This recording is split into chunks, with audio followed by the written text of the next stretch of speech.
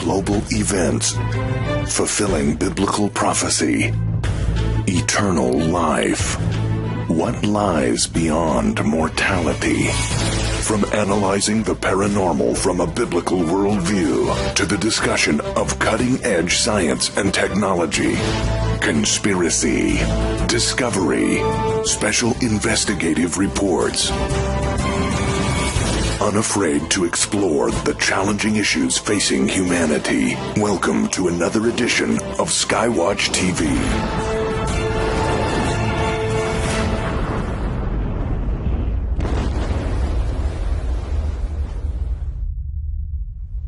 The spirits who rebelled against their creator may not all be playing on the same team. Welcome to Skywatch TV. I'm Derek Gilbert. We're talking about spiritual warfare in this series of special web-exclusive broadcasts available only at skywatchtv.com, the Skywatch TV channels on Roku and Apple TV, and the Skywatch TV mobile app. You won't see these on the network, our network broadcasts.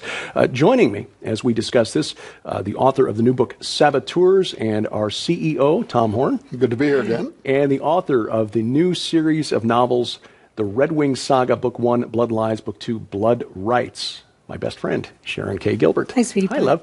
One of the things you've done in the series, which is something we have talked about between us for quite some time, is that these fallen angels, if you will, or the small g gods who God, the Creator, Yahweh, condemned. Psalm 82 said, because you have ruled unjustly, though you are God's sons of the Most High, like men you shall die and fall like any prince. Why do we have this idea that they're all on the same team, that because they're opposed to God, that they're all allied with one another? That makes no sense, does it? I mean, if they've got the chutzpah to rebel against the creator of the universe, why do we think they would have any problem trying to backstab one another? Exactly, and I think that's one reason in mythology, at least, and you and I both believe, and I know you do as well, that what we call mythology is actually a retelling of what is real history. Right. I'll be talking about that in Oklahoma City. Yeah. They were battling each other all the time, and Sure. if that's indeed what happened, then the primordial gods were rebelled against by their kids, and the grandkids rebelled against the kids. And Well, we see it in the book of Daniel, where the prince of Greece goes to war against the prince of Persia. yeah, oh yeah. So it's biblical. It is biblical, and so I think when you look at this massive game of spiritual risk that's taking Your place spiritual in the world, thrones. Yes, it's exactly what it is. It's pretty clear when you look at, and it could be that when the Lord said that nation will rise up against nation, he was speaking not only of the generals and armies within those nations and tribes, but also the spirits behind them. Absolutely, I believe that. And of course, you've already mentioned several different things. It goes back to what was going on with the Watchers, what was going on in the Divine Council. You have spirits there that are, in essence, they're getting ready to compete with one another, right, for supremacy. The whole battle of Armageddon, the whole battle of the end times is still this contest that is going on. Carl Gallup's just put out his new book, Gods and Thrones, right? It's kind of that idea. Remember some years ago, the book that came out that was called This Present Darkness? Oh, yes. And remember how the entities, they're all competing with each other in there, right? These fallen Heretic. angels and demons. Yeah. But long before that, the Screw Tape letters, right? So, yeah, I think that is theologically sound to imagine that when Paul is talking about principalities, powers, rulers of darkness, spiritual wickedness in high places, it's a kind of rank and file. I mean, you can almost think of it as an army where you've got sergeants and you've got colonels and whatever. And in, like any army, there's jealousy, there's envy among the ranks, right? Sometimes there's even sabotage among the ranks. How many times in war have we wondered how one of the leaders, on the battlefield wound up getting shot in the back, and it didn't appear that it came from an enemy's gun, right? Yeah. So that kind of competition in the natural world happens. It definitely also happens in the spirit world. And I suspect that they argue, too, over what the meaning of Scripture is, because many of the things in prophecy that we argue over as humans is also unclear to the spirit realm, and so they're trying to figure out exactly what the Lord meant when he said the following. They couldn't figure it out when Christ came the first time. That's right. Who They the missed lords it. of this world would not have crucified if they'd have known, right? If they'd have known, they didn't understand. Well, they wouldn't. I wouldn't think that at the end they say, "Look, we're all going to die like men. Let's give it the best we got." Right? They still must be deluded enough to believe that they have some kind of chance, right? If they marshal their arms together, they're going to somehow become victorious. Between now and that day, though, there's this battle for the souls of men, which is also part of it. That's not the only thing. Not every demon out there is concerning itself with one of us, right? Sometimes, you've heard preachers that have said, really? You think the devil himself is bothering to mess around with you, right? He's got some little imps that they go around dealing with this kind of stuff. But when you start becoming a threat, when you really do understand that the weapons of our warfare are not carnal, but are mighty through God to the pulling down of strongholds, right? Bringing into captivity every thought to the obedience of Christ. When you start becoming that kind of a threat, when you're a Derek and Sharon Gilbert and you've dedicated your life to ministry and you begin vocalizing and you begin exposing the deeds of darkness, now you're at a different level, right? And you also understand, therefore, that you are constantly covering yourself in prayer. And people need to be careful when they're talking about spiritual warfare that I'm not talking about formulas. I'm not talking about counting beads, with all respect to some people, or for that matter, evangelicals who think that they're going to stand in their room and command the darkness to the north, south, east, and west to do a particular thing. But if their own hearts are not clean, if they're lifted up in pride and think of themselves more than what they ought to and look down their nose at other Christians, if they're online trolling everybody they can and hurting people, I don't care how many formulas they go through at home, they're already being manipulated by darkness. So all of this really begins when it's antithetical to what brought down Lucifer. I will exalt my throne above this. It's pride goeth before a fall, right? So the opposite of that, I've seen people that they don't have it right. They don't really know how to pray, in my opinion, most effectively, and yet they are most effective. And the reason they are is because they're humble, they're contrite before God, they're sincere, and that is like a bulldozer in the spiritual realm, right? It just makes up the difference on everything else. So. It does. That's so well said. You mentioned demons and how they're not all sort of one accord, and there may even be layers of demons. For those people who are not really in the know as to what a watcher is, what a demon is, what a fallen angel is, can you explain to us? And years ago, right? So I was actually writing a paper. This is a long time ago, so I can't remember any of the details, but I remember the paper was on this question: where did demons come from, right? And so I was going through all the different theories. Well, some people believe that there was a pre-Adamic race, and that when all of that got wiped out in this prehistory before Adam and Eve, the spirits of those human-like persons became what are the demons on the earth today, and that this might even explain why they want to be in a body, because those spirits were meant to be housed in some kind of physical form. There's some similar theories to that go into this idea that the giants, the offspring of the Watchers, that when the giants died and their spirits went into the underworld, some of them were left on the earth. Some of the apocryphal books talk about this, the Book of Jubilees. I think Enoch does. Yes. That a portion of them were left on the earth, and they are the demons that are on earth now. And a lot of the people we know, I think, accept that as the origin of demons.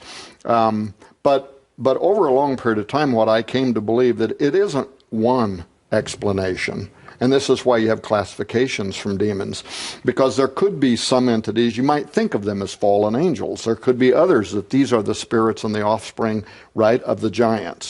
So there could be several situations in which any one of these theories, or maybe all of them in one way or another, are kind of right? That makes up this invisible assembly. Where was it we recently, where was it we recently, you and I recently saw the information that the Nephilim themselves were capable of breeding?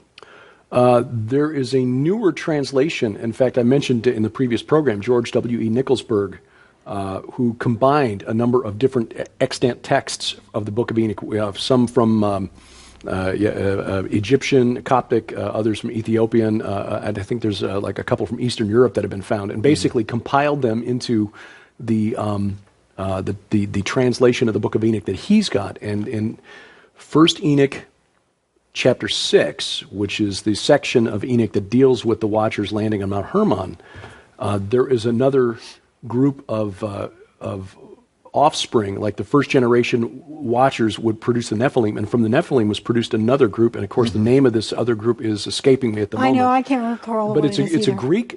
It's a Greek term that basically means glorious ones, I think.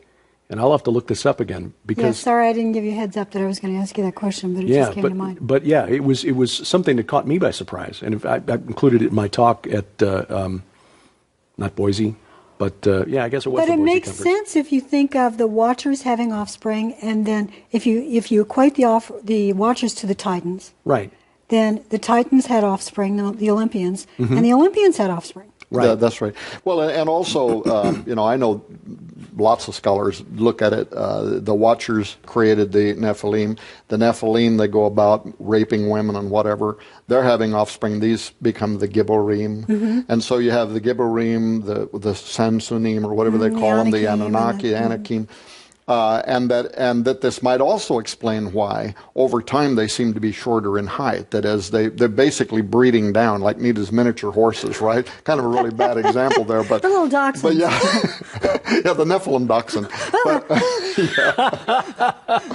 That's too scary for Halloween. We can't go there. But I mean, that would kind of agree, though, with what this writer is discussing if he's bringing together these different attacks and comparing them one to each other. Yeah. Now, in the occult world, it is also believed that if you could bring about the raising of one of these underworld spirits, Raphaim even carries with it this term to be healed, as in to be healed from death, right?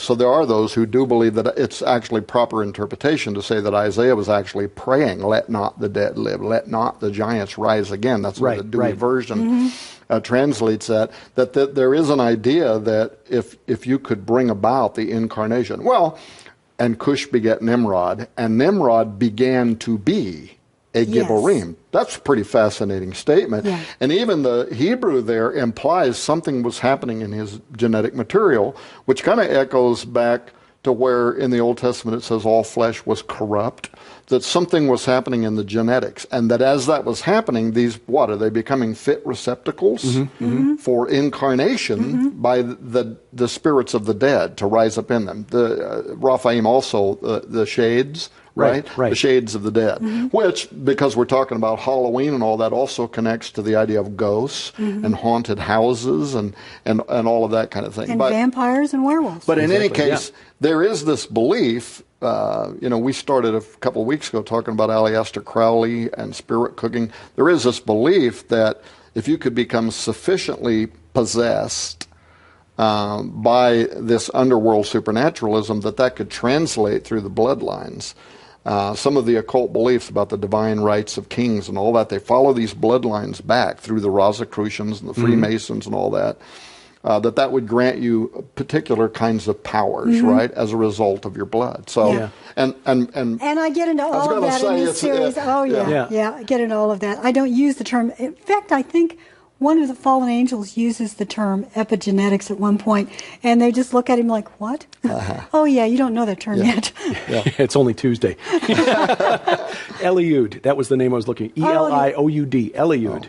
Yes. Which means God of Majesty, according to the Strong's Greek. So, are we going to do another one of these? Because if we do, we need to get into the Cthulhu sort of connection to all of this. Right. And that's kind of how we stretch from that into, or connect from that into the current ancient aliens theory. We just start with that and go into aliens. Yeah. So, well, we're leading up to Halloween as we talk about spiritual warfare. Again, some new releases from Defender Publishing that you should add to your reference library. Saboteurs by Tom Horn, Gods and Thrones by Carl Gallups, The Deeper State by Lieutenant Colonel Bob McGinnis. And then if you're more inclined to read for enjoyment, but looking for something that will also educate as well as entertain, The Red Wing Saga, Blood Lies and Blood Rights by Sharon K. Gilbert. And then coming up after Halloween, Josh Peck and I have a new book coming called The Day the Earth Stands Still, which connects all of this occult and spiritual warfare to the current ancient aliens and UFO phenomena.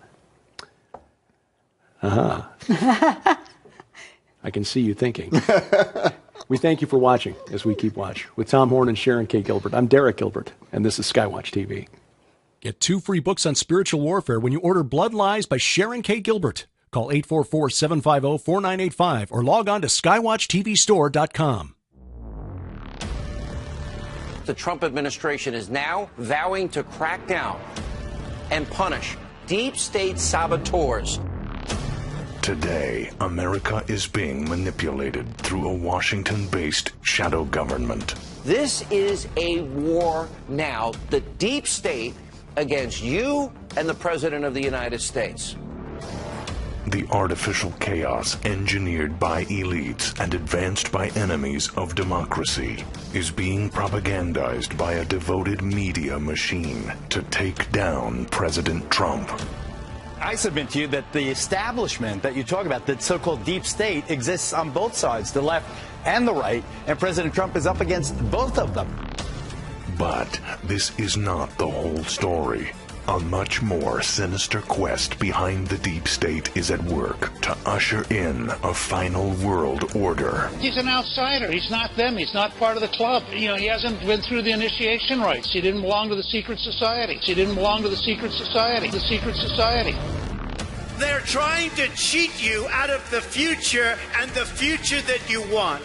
They're trying to cheat you out of the leadership you want. Globalists, secret societies, and world power brokers anticipate the insidious arrival of a messianic strongman they call the Gray Champion.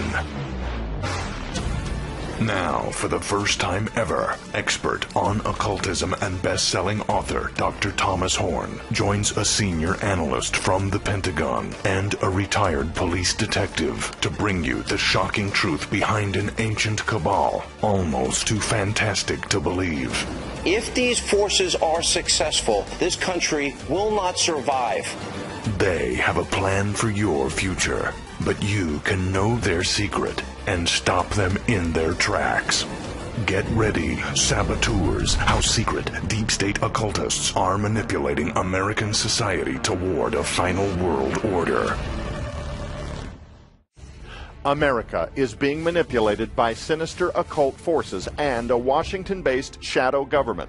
But now, for the first time ever, expert on occultism and best-selling author Dr. Thomas Horn is joined by senior analyst from the Pentagon, Colonel Bob Maginnis, and retired police detective Carl Gallups to expose these nefarious forces. Skywatch TV is proud to announce the Saboteurs Collection. When you order the new books, Saboteurs, Gods and Thrones, and The Deeper State from Skywatch TV, you'll also receive free of charge for a limited time the exclusive oversized hardback collector editions of the classic 2-volume set, The Devils and Evil Spirits of Babylonia, and The Fallen Angels and the Heroes of Mythology.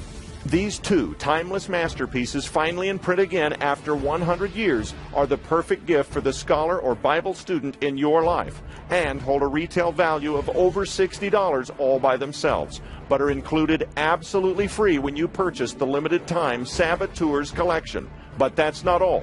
You'll also receive the never-before-aired DVD Off the Record, featuring exclusive interviews with Dr. Thomas Horn, Lieutenant Colonel Robert Maginnis, and Detective Carl Gallups, further exposing the dark secrets of globalist elites and how to stop them in their tracks.